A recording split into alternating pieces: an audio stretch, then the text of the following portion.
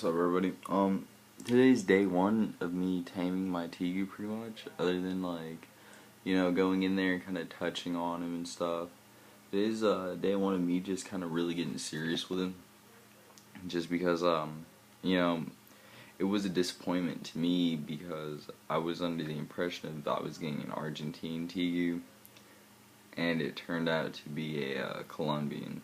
And instead of just going, well, I want an Argentine and just getting rid of him, I'm gonna really give him a chance and really work with him. Not just gonna give up on him. So I have him in the hoodie. He's in here on my lower back, and this is gonna be how it is for quite a while. Just working with him, trying to get it done. This is a technique I've never really done before because I tried doing the whole water taming, but it didn't work out well. Every time I'd get him out and it'd be a fight. I'd put him in the water and I'd be able to, handle him and whatnot. But taking him out of the water was an even bigger fight.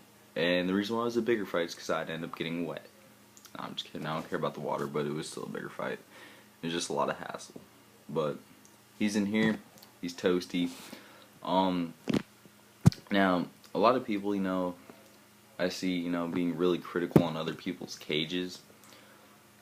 And I think a lot of it comes down to how you care personally with your animal, not where it sleeps. Because a bed doesn't make your home.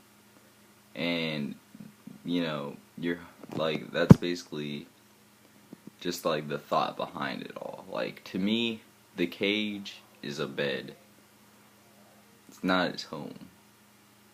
He's in there to sleep. I mean, obviously he's been in there a lot more just because of his demeanor. But that's the whole point of it all. I'm trying to get that out so he can pretty much be a free roam, like all my other animals were. But and a lot of people, they also get critical about levels and temperatures, and I understand that animals need certain temperatures and whatnot, but you gotta think about this too. Where are you reading it from? Now, I understand, don't get me wrong, I understand that people, that have the laser temperature readers, you pull the little trigger and it gives you the spot temp on anything. Cool. Honestly, I wish I could afford it.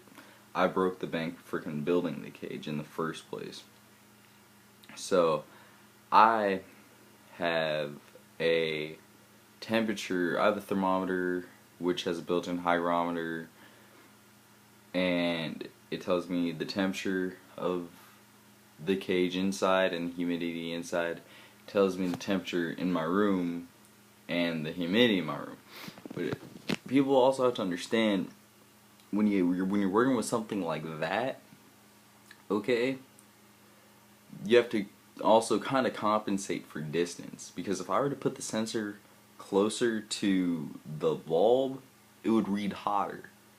Okay, so I understand distance, you know what I mean?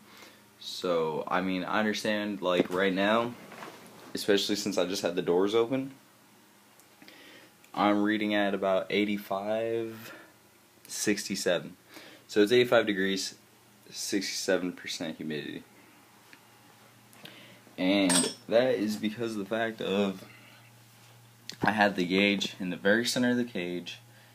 The heat bulb is further from the center of the cage, so it's not going to read as hot. But I understand that at that basking point is hotter. So, people don't get that fact a lot, and people are very critical amongst other people about them and how they keep their animals. And don't get me wrong, I'm not saying it's a bad thing. I'm doing the same thing myself.